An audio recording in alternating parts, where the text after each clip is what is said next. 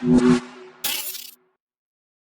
hope you all found that little creative session valuable. Okay, so I want to talk about distribution now of the pieces of content. So we've just got like that, although we're not all the way down in building the campaign, but we've got an idea of how content would look through our ideas. So, but now we've got to actually curate that for the appropriate platform. And a lot of people, especially us who are quite limited on resources and time, we'll just take the one piece of creative and just slap it up on every single channel that we've got, which is probably all of them. So it's really important. You may think it will save you time in the short term, just to kind of let's put the same creative up and the same format everywhere. But actually, these different platforms have different products that you can send your campaign out of, and so I just want to go over them, over the formats that are what are expected on each platform, and then after I'm going to go over paid social as well. But I just want to hear your thoughts on this, because I can do a bit of a tutorial by plugging in my laptop and kind of showing you my screen as I go through the business manager, and we can set up some kind of like, who's installed the Pixel on their Pixel so far? We've got one person. So I think it might be valuable because I'll talk about events that happen on your web pages or within your apps, and how we can retarget based on those events as well. So we'll go over that as well. Is everyone happy for that kind of tutorial? Okay. And then so yeah, we'll get to that as well. This is where it gets really weird from kind of a Facebook retargeting point of view on all the things. Even you can pick your nose and we can retarget your bogeys. It's that bad. Okay, so distribution on Facebook. So the types of content formats that we can really put out on Facebook that exist natively on the platform is normally just video and imagery. You kind of got the stories, but I don't know if anyone's ever used a story directly on Facebook. I think it's quite redundant. So. But we've also got groups on Facebook as well. Who has got a group set up for their company, their business? So not many. There's very few of us. So a Facebook group, it was actually in the latest kind of like update on what they're trying to push as a product. Create a Facebook group. If you've got a group of prime kind of converted users, so you could have a group of all the school teachers or the schools that have had these 3D printers, and it could just be a community of people discussing the creations. Maybe it's you have like creation of the week or something like that. One of the students have created. I don't know. So it's just, and then for example, you can create a group with this type of product, which is all the people sharing their experiences of it. You could have a conservation or an environmental part of that group as well. So the idea of a group is, it's actually quite self-perpetuating. Do you find much engagement in your group where you just hands off the wheel and let everyone?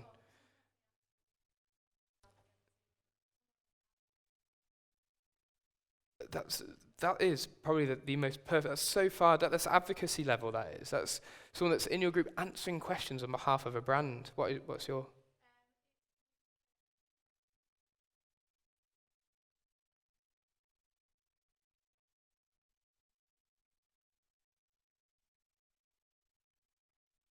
Nice.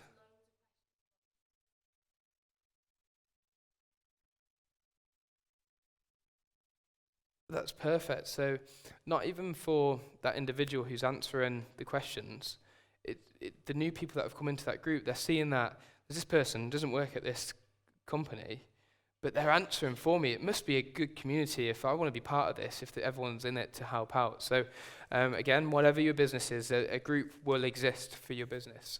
So I'd really recommend opening up a group.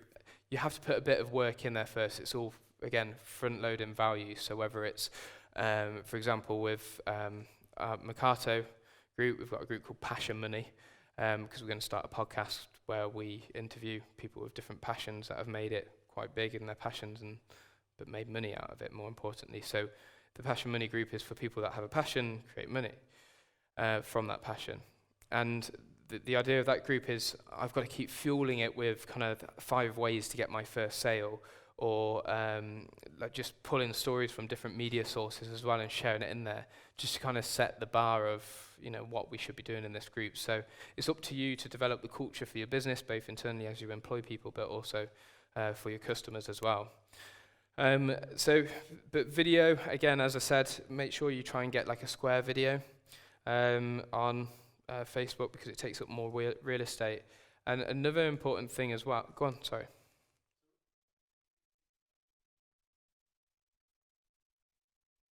There is a setting actually to have a 1:1 aspect ratio on iPhone, but if you are taking it, 4:3 is it works, yeah, but it's normally the 1:1 is what I would, if I was going to edit something in After Effects, it'll be 1:1 for it. But 4:3 is taking up enough space anyway. That's actually what Facebook recommend as well. And they've started recommending portrait as well, which takes up the whole real estate of the screen as well. But I haven't seen any good pieces of creative come out of portrait at the moment, other than on stories on Instagram. So portrait, it cuts off so much from the sides that you've got to channel it all through the kind of the center of the grid. But Facebook are suggesting it. That last time I was at Facebook, they were like saying put all your content in portrait, and I just haven't since, and I haven't seen many people do it since. It's just, I don't know, it just doesn't feel right. I don't think users' behaviors have adopted to that format yet. Okay, so but the idea of that, it takes up as much real estate of the screen as well. Fast. So I really like this kind of, why do I keep putting the pen? I really like this kind of graph, whereas, is anyone a film buff in here who watches films, Netflix? No one watches TV. Too busy starting up businesses. Okay, so traditionally, if I was a film director, you'd start down here. Okay, so this is time, and then this is excitement. My handwriting's rubbish. Okay, so in a normal film, you'd start from here. It's boring. He's just met the first character. Interesting. They kiss. Their first kiss is amazing. And then they're holding hands, and then now they've had babies. So that's a film, right? It follows this arc where it kind of like, it keeps you entertained a little bit through it, but the main crescendo is right at the end. That's where you pique the interest, because you've invested into a film, right? Netflix, you're sitting down, you're going to watch 45 minutes, or if it's filmed 2 hours, they know you've invested. So the directors know they can take their time with trying to raise excitement right until the end, and then leave you at the cliffhanger, right? So on social media, it definitely does not follow that format. So this is excitement. Yeah. This is time. And this is social media. Okay. So it's like a heartbeat. It's not a very good heartbeat, but the idea is you've got to front load the excitement here, because people, they might be scrolling through it and not actually catch the start of the video, and they'll see it, and then if you're here, there's no relevancy to them. There's no point of reference to the video, so you've got to kind of pique their interest constantly and bring it back to what is the value that you're giving, or what is your company, or what is your value prop. And the reason why you have the troughs is because you can't be constantly at like 100%. You've got to allow for that to keep spiking interest as well. Does that make sense? That's the best way I can talk about creating anything for Facebook is to keep like sparking kind of interest throughout. And then, okay, so we'll go on to Instagram now as well.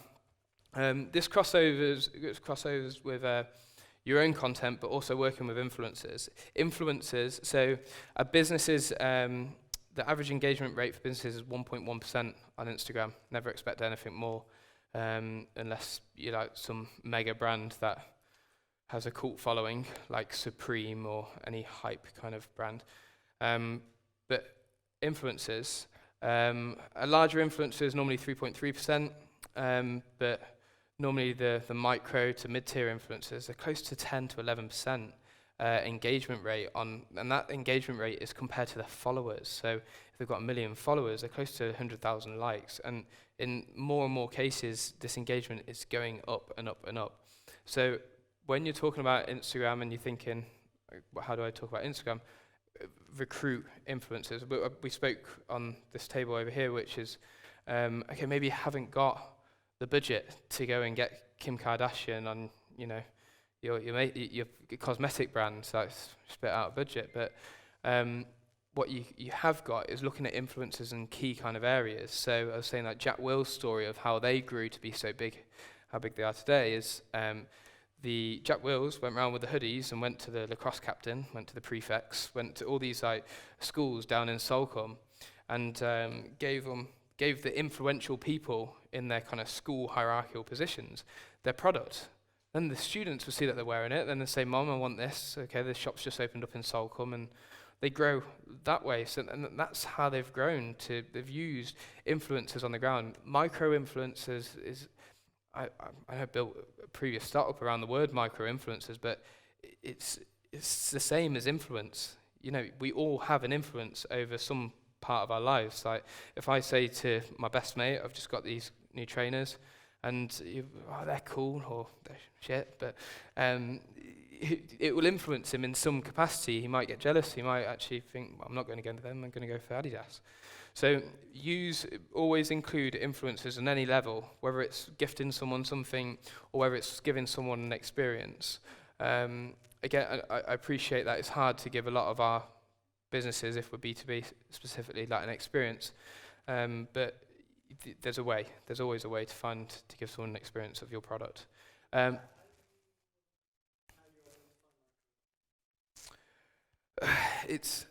You can either use software, but you normally have to pay for software, so just put in a search and then it spits out a load of details. But the best way that I've found results from is I'll just follow a hashtag, let's say it's beauty. I'll go into the beauty hashtag, go to the top post, click on the top post, go to one of the influencers, if she's got UK in a bio or he's got UK in a bio. There's a down arrow next to the follow button, and you press down, and it comes up with people that are like them, and you just follow all of them, and then you can DM them and say, hey, do you want to take part in this campaign, or hey, I want to send you some stuff. Do you mind if I can drop it to an address? It's really easy to communicate over Instagram. I actually had a row with an influencer the other day that I didn't like what she said on. She put this story. People might not care about this, but she put this story on saying, "Hey, it's totally unprofessional if you want to talk business with me over Instagram." And then said stop and end this fuckery. Take it back to email. And I was so insulted like this because that Ryan Taylor, that was a £15,000 contract we paid just for one video. And I did it totally over Instagram. And now I chat to him on WhatsApp. Who uses email? We all use email. But the point is that if your business is on Instagram and someone can easily access there. So I replied to her story, and she had 4 million followers. And I replied to her story that says, stop being a communication snob. If someone's got money and they're flashing it in front of you on here, I'm sure you'll take it. And then we had a conversation about the industry in general, and we ended up on friendship terms. But it's the point is, I just slide into the DMs. It's pretty easy. Okay, so and then stories as well. I'm fed up of seeing stories horizontal. Does anyone use stories for their business here? Have you ever seen a story where you have to then turn your phone? How infuriating. So know the format of the content that you have to put up there. If it's an Instagram story, it's got to be portrait. It's got to be in that format. And if you can, take it into Illustrator or take it into After Effects and chop up your videos or chop up your imagery to be quite curated for it, because the more polished it is, the more kind of representative it is of your business. Fair enough, if it's UGC and you're a cosmetics brand, then fine. UGC really does do what UGC is, user-generated content. So it's like the Adobe Suite, just editing software for different assets. So if it's video, you'd normally use, I don't know, Final Cut, Premiere.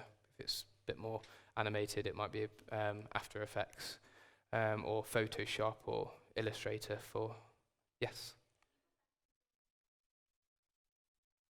A story is, okay, I'll show you. My stories are very poor, not very curated at all. My phone's decided to crash. Okay, right,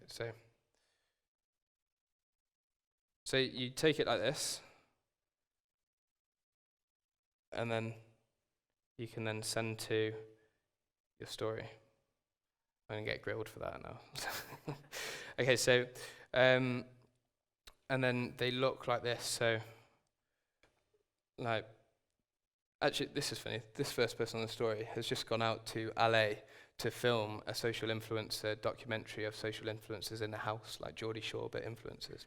So it's just like their stories of, this is Social Chain's story, which is just introducing the team, showing initiations, and so it just kind of lets you either behind the scenes, or it's a really easy way to engage. There's a high adoption to this on Instagram. Do you use stories? Whoever uses Instagram here, do you use stories, I guess? Yeah, we all, it's probably the only way we can see it. Sorry. Yeah. Yes, yeah. Actually, I'll show you after if you want, and anyone else that wants to know more after, but yeah, I'll show you exactly for it. Yeah, no, but yeah, it just exists natively on Instagram. But it's really good. It's really engaging. What's your product? What's your? Yeah.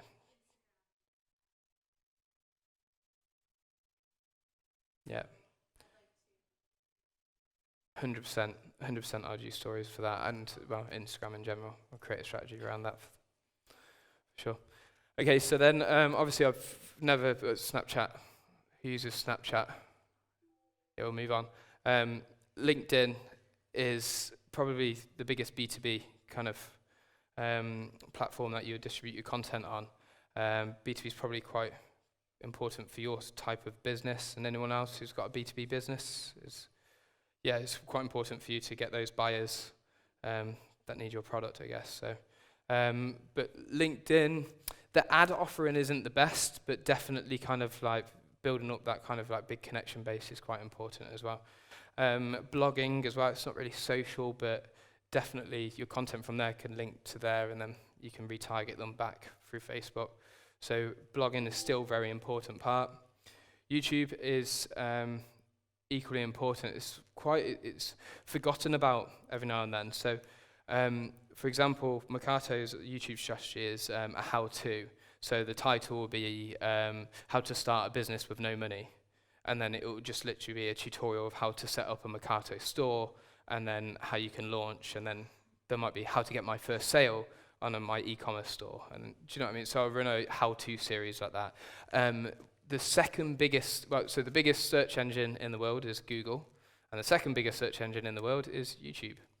So, use YouTube. And then anywhere else where you think your audience will be. Okay, so this is probably one of the most confusing things, because it goes a little bit more technical here for a lot of us. And has anyone ever used Business Manager on Facebook? So I'd say like 50-50.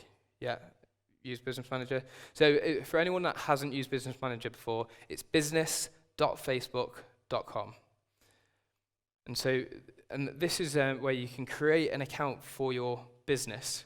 You do need a Facebook account, like an individual Facebook account, to create that. But if you're worried about privacy and stuff like that, you just make it a redundant account, but at least it exists so you can set up a business account. So, and within the Business Manager, can I use the... Yeah, so you can manage your page within Business Manager. But Business Manager is all-encompassing for everything to do with your business within Facebook. So I'll run a... Is everyone happy if I just go through my laptop? Okay.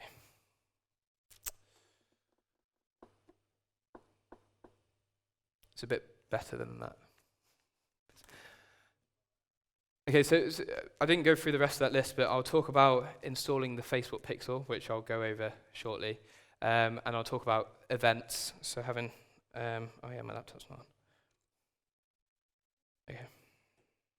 Okay, great.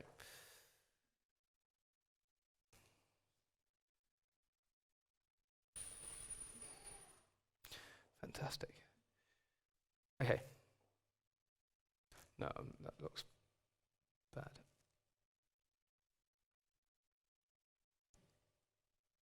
Okay. All right, so this is Business Manager from the top is business.facebook.com.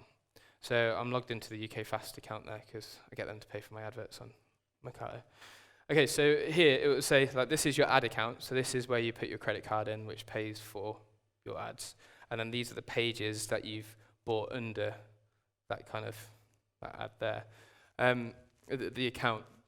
Okay, so if you look at here, this is an overview of all of the things that you can do on Business Manager. It's really, really important tool for tracking insights and different pieces of data, and you can manage assets on there, and of course build ads on there as well. So you've got, well, one, your audience insights. So who is my content currently going to? And you can also go in there and benchmark against your competitors. So for example, if you're a luxury dress company, then you'll you can then line up Burberry and the rest of the brands that could be potentially competing with you. So you can kind of benchmark what they're doing and their performance and what type of content they're delivering, and you can maybe just learn from what they're doing as well, but don't copy, always do different. Okay, and then the Creative Hub is actually this quite new product from them as well, where you can actually just create assets directly within there. So you can, if you haven't got a video editing tool, then you can video edit within there as well. Ads Manager, we'll go into this shortly. And then your page posts as well, you can kind of see what's been posted, so you can boost them, or you can just dissect the data around it. Might be important for you have an app. Who has that app here? Okay, so have you ever been onto the app ads helper? It's very deep. It's a massive resource for you guys. I'd dive in there and spend about 4 weeks learning everything inside it. It's a really huge tool. And then automated rules as well, which I'll talk about when I talk about Events Manager. So measure and reporting is obviously reporting on everything you spent, so you can account for everything and you can optimize things. So it's a good way to kind of drive down cost per acquisitions or cost per click and stuff like that. Test and learn. With you guys that you said you've just wiped all your social media and you're going to go back to A/B testing. So a really good thing as well, that let's say we're going to buy a page in a print magazine. You can't test that, you just have to pay for what you've got. So the good thing about Facebook is you can A/B test things. So so you can set up multiple different ads and ad sets, and you can, so you say I've got a small budget, and you can actually supply these ads and they optimize for whatever it is. So then you pull ads that aren't performing very well, and then you double down on the ads that are working well. It protects you from wasting your money at the end of the day. Yeah. So, and then there's the pixels as well. So the Events Manager. So an event is exactly what it is. It's something happening on your site, whether it be someone lands on a page, which could be view content. So for example, let's go to superdry.com. Okay, so here, I've just gone onto the homepage there, and this is the Facebook Pixel helper, so it helps me understand how many pixels are being sent to me. So how many times is Facebook recording an event that has happened on that page? Does that make sense? So a Facebook pixel, think of it as just a little tiny pixel that's just been embedded in the top left-hand corner of the website that just tracks your every movement on that website. And if you're logged into your Facebook, it can, in your browser, it knows that you're doing these different things. Right? Weird or fine? Okay, so we've only had one sent to us, which is a page view pixel, because all we've done is land on it. Now watch as I scroll.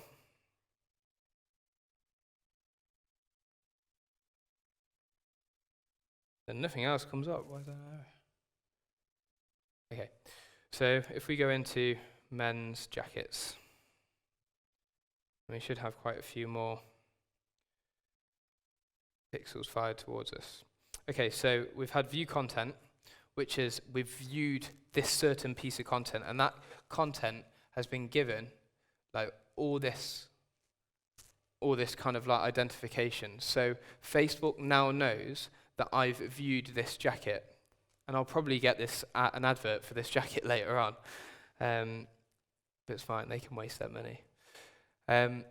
So does that make sense? So you can even track what piece of content they've viewed now. And then there's different things like scroll into view. Has it happened?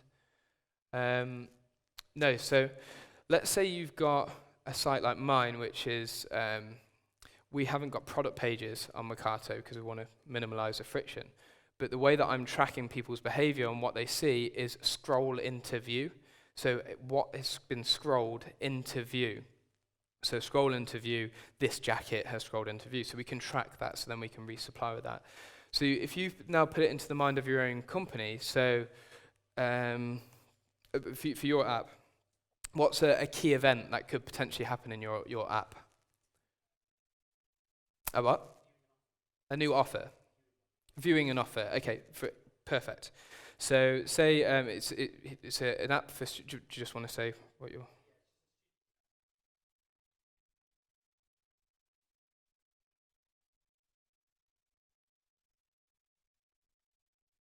And so the idea of the app is students use it to find deals.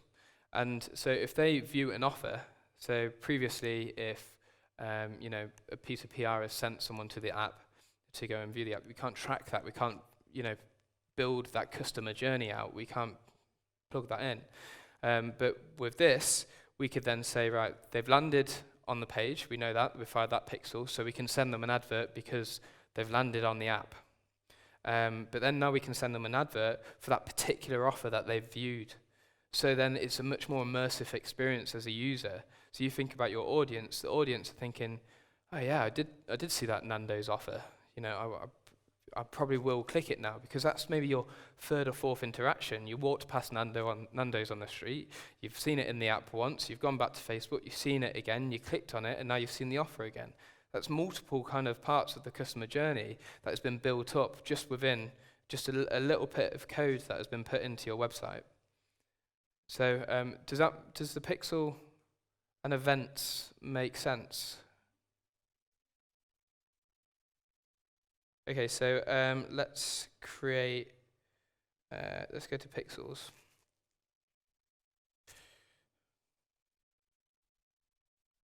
Okay, so you can add new data source, Facebook pixel.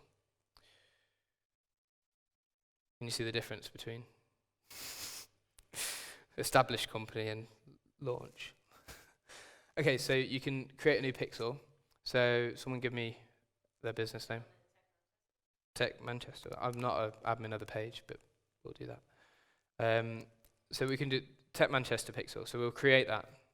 So then it will give us an option of how to set it up. When it loads. Okay, so you can set this. Basically, the pixel is a line of a snippet of code that exists in your header of your website. So you'll take this code. So the way you can do it with Google Tag Manager. Has anyone heard of Tag Manager? You probably have. Has anyone heard of Google Tag Manager?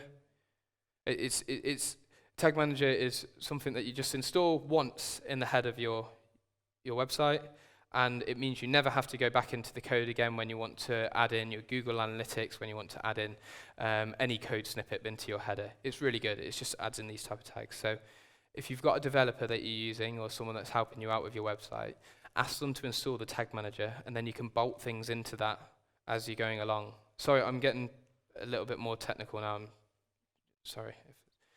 Okay, so, but if you want to manually install it, then you'll just, then you'll just copy that, and then you'll go to your cPanel, just go to the header of your index, and then just drop it in there. Yes?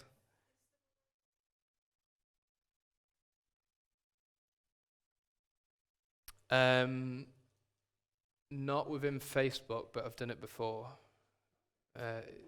Yeah, it was kind of, no, there's no way to do it. I just didn't sell the data to Trump. Pardon? Yeah, so just on that, what Cambridge Analytica did has been happening in the space forever. It's just because, they sold it to Trump. What we would, we've been scraping data, well, I've been scraping data from Twitter and then targeting the data I've scraped for the last 3 years. But I haven't sold the data on. I've just been scraping it and using it for my own hustle. So it's just because they got caught out. It's not illegal. It's legal to sell it. Anyway, we'll move on. Okay, so that's the pixel code. You'll drop that into the header of your website. Is that clear? Okay, and then you can set up your events.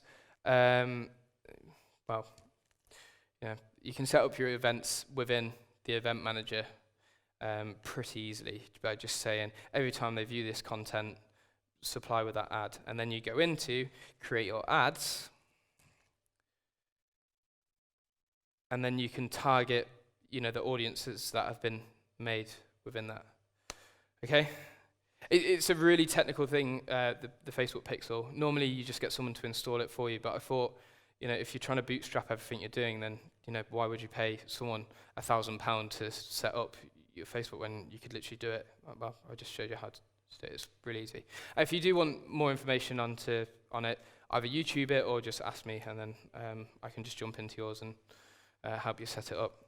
Okay, so is everyone still happy with where I'm going with this? Oh, a few people asleep. Now we're going to create an ad, this funnel type of ad setup. We're going to create a campaign within paid social.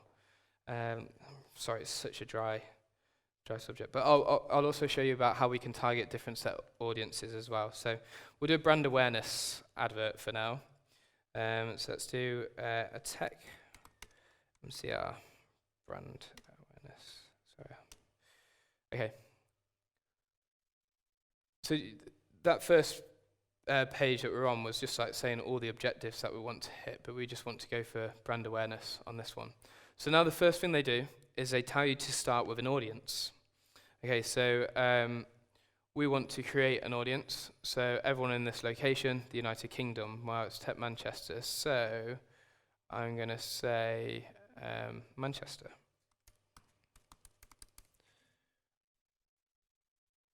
Okay, and then you can pull the radius down or up depending on, how broad or how narrow you want to be with your search. Okay, then you can do your age demographics. Trish, what's your age demographics for Tech Manchester?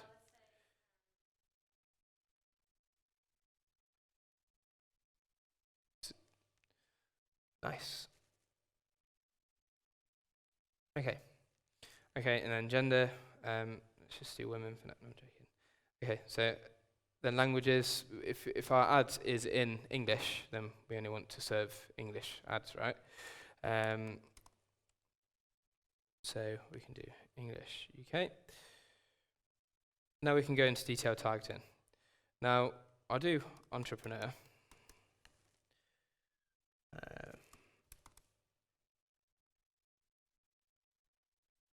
Entrepreneurship.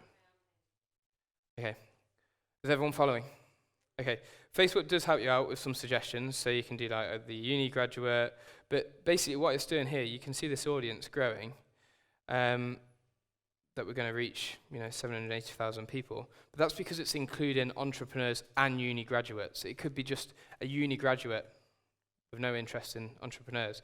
If you do want to, exclude or include people and kind of set rules only if uni graduate is interested in entrepreneurship, you can set these rules up here by narrow audience and must also at least match with beauty.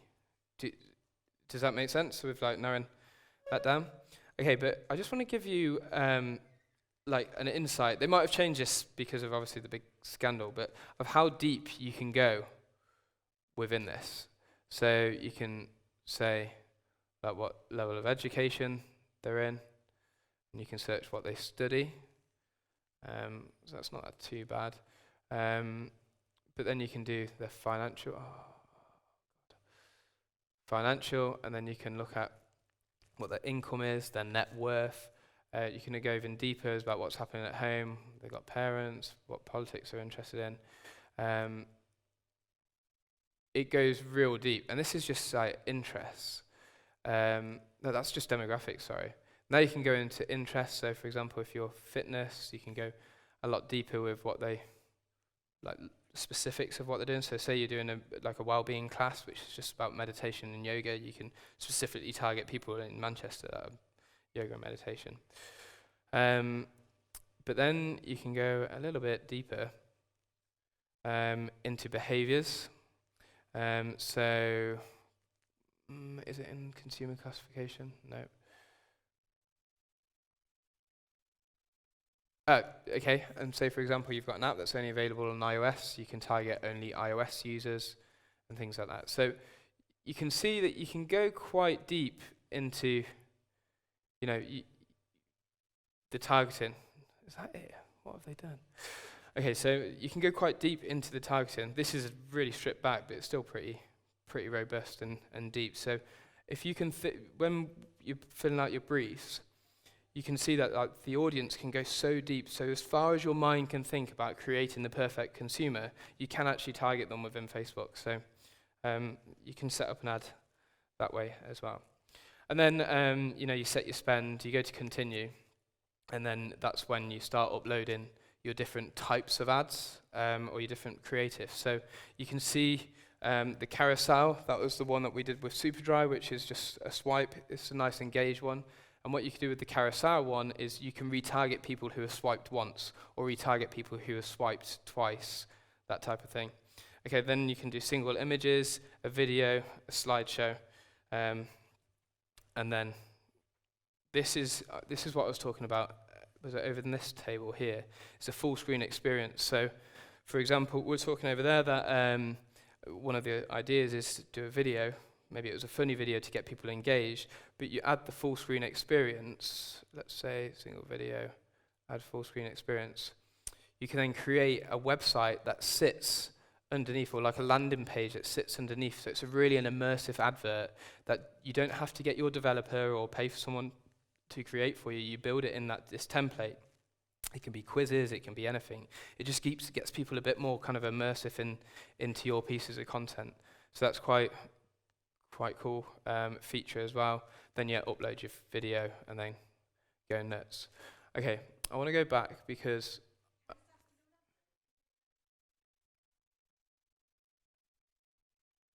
I'd let the automated bidding do its work and normally pay per impression. But this is for brand awareness. But if you're looking for conversions, so deeper down the funnel, I'll probably go for cost per click and kind of set my kind of like my target bid or kind of what I'm happy to pay for.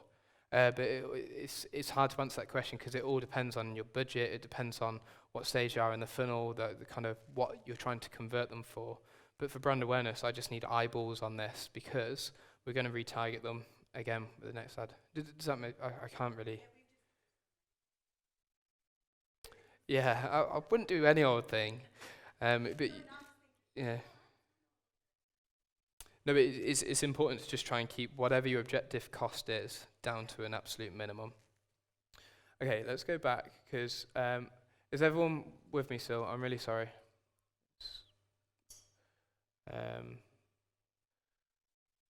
Okay, let's create another ad. This isn't the right one, is it? Yeah, it is.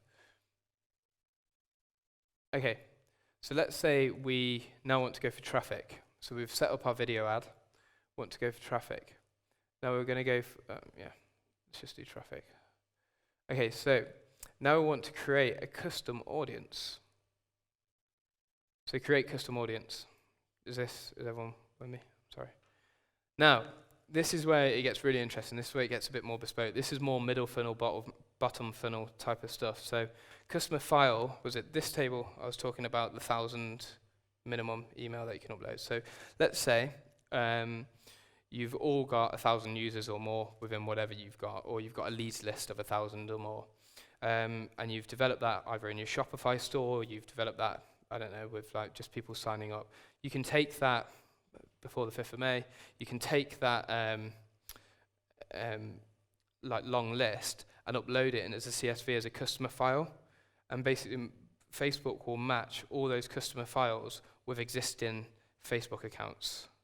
So you can take it from your CRM or from your newsletter, and now you can target them on Facebook, and they didn't know, which is great. So you can kind of keep that kind of journey and keep them in the funnel. Also website traffic, so it's just through the pixel, so just general traffic through to the website. App activity, so you can benchmark like different events. So have they clicked on an offer lately? So now you can target people based on the activity they've used in the app. Have they got past level 60 in my game that I'm playing on? Have they uncovered 90% of a puzzle on someone's face? And you can kind of target based on this type of, actually it's a dating app where puzzles are moved. Anyway, so you can like really track this type of activity. You've got a development team that they can set it up there, and it can feed through to here. This is kind of like people that have gone in store. I don't think who's bricks and mortar business really. I know you're hardware, but it's more online kind of communications, I guess. But and then engagement. So we're going to go on engagement. So what have they engaged with? Have they engaged with something that I've put in a piece of content that I've delivered to them before? So let's say that full screen experience, they've like finished a full screen experience. Okay, we can re-engage with them people there. Have they liked or interacted with my Facebook page? So your organic, your hygiene content, you can retarget everything that's being used on there. Have I set up a lead form? So you can set up a lead form saying, are you interested in our beta launch? Please subscribe here. They just fill out a lead form. You can retarget them saying, hey, it's only 10 days left until our launch. Make sure you're ready for it.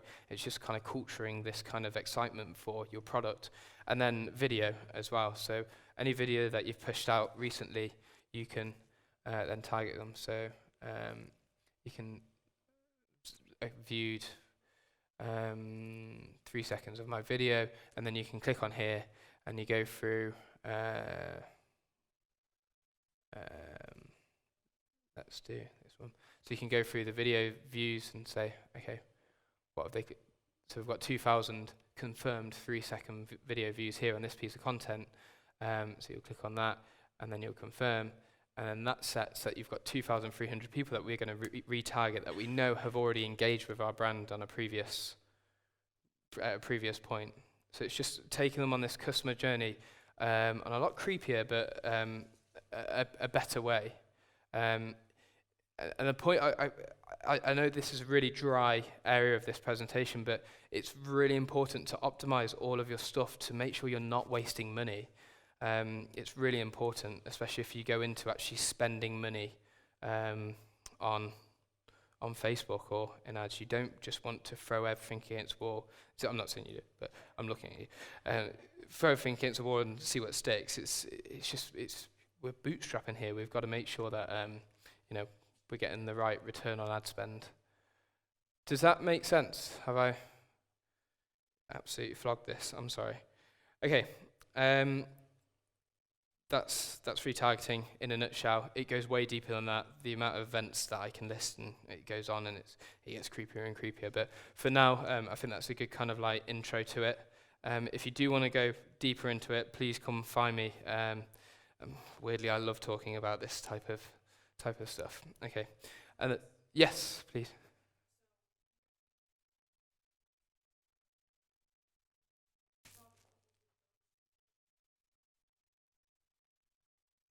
That I've interacted with something other than your own content or your own property? Unfortunately not. The only way you would do that is not basic, because the events is based on the pixel which is existing on your property. You can't install a pixel on someone else's property, or you can't get access to that pixel unless you have some sort of agreement with them. But you just can't access that kind of interaction with someone else. What you can do, though, is target their customers. So you can target people that like their page, target people that interact with their kind of like Facebook type of content. So that's as deep as you can go to kind of like nicking customers kind of thing. That's a bit raw, that's it. Yeah, that's it, yeah, but what I mean is like kind of like just trying to like advertise to others. Yeah, but you can do it through targeting, but not through retargeting. Does that make sense? Is there any questions on that?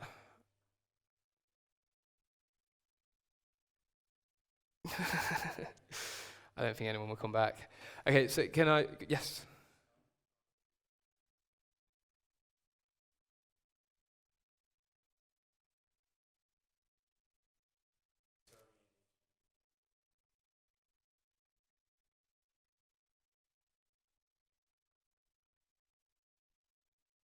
So for market research, is that what your question?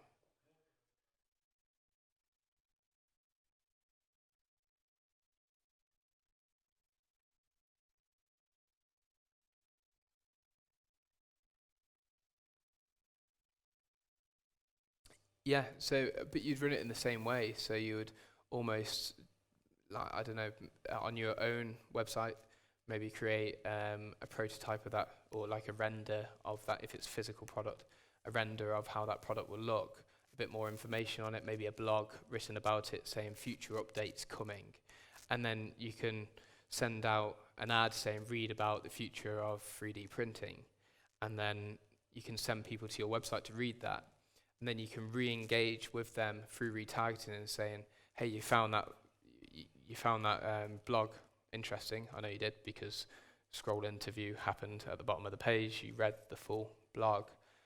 You can retarget them with a sign up to the early beta, or is that kind of how you expect that?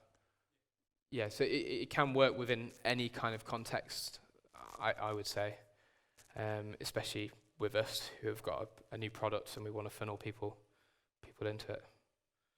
Okay, can I get the presentation back on?